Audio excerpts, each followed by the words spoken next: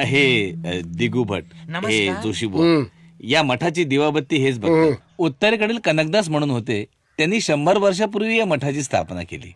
या इथं धर्मशाळा होती उतारूंना थांबण्यासाठी.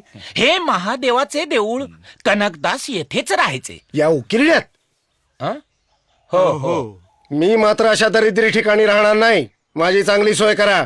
बरं, गाव सधन आहे की नाही? अहो धन कसं असणार, दुष्काळानं सारं निपटून नेलंय बघा. मग मला कशाला बोलवलं? नाही, तसे लक्ष्मीदास सावकारांसारखी मंडळी आहेत. हो हो, त्याची काळजी करू नका, धनाची व्यवस्था होईल. हे बघा, मठ म्हणजे उत्सव होणार, होम हवन होणार, शेकडो लोक जेवणार, धन हवंच. ते मिळेल. लोक तसे धार्मिक आहेत. अहो, नुसते धार्मिक असून काय उपयोग? मठाचा जीर्णोद्धार करायचा तर आर्थिक ताकदही हवी. हो पाण्याची सोय या दाखवत या.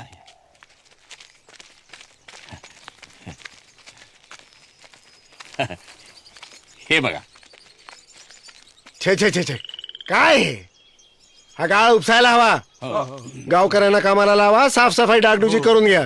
सावकार, मठाला कायमचं उत्पन्न हवं, जमीन लागेल, कळलं? चला. पडाल. ओम नमो नमः शिवाय, ओम नमो नमः शिवाय, ओम नमो नमः शिवाय. शुभम भवतु, शुभम भवतु, शुभम भवतु. हे तुकोबा कुणबी वाणी आहेत, ते संतोबा तेली आहेत. कोण आहे रे तिकडे? ओम नमः शिवाय. तुकोबा तसे सावकारी आहेत बरं. हो का? वा वा वा, बोला.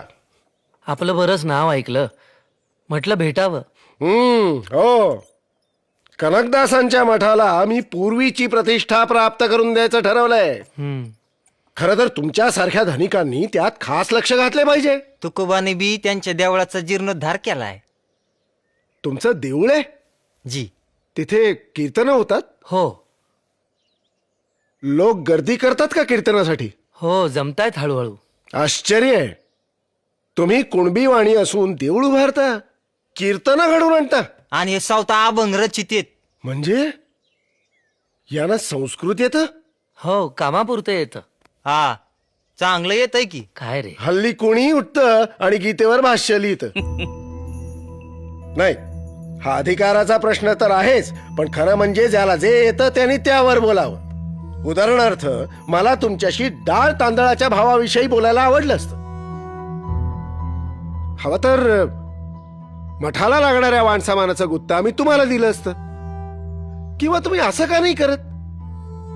मठात भरपूर जागा आहे, आपण तिथेच विठ्ठलाच्याही मूर्तीची प्रतिष्ठापना करू.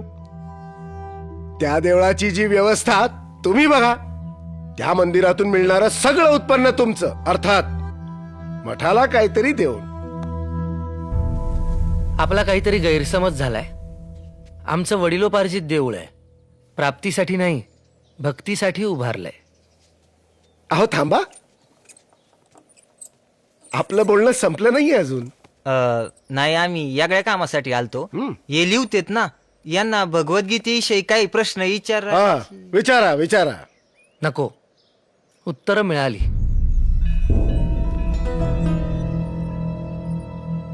मी म्हणालो होतो ना, हाच तो तुक्या, याचाच बंदोबस्त करायचा आहे.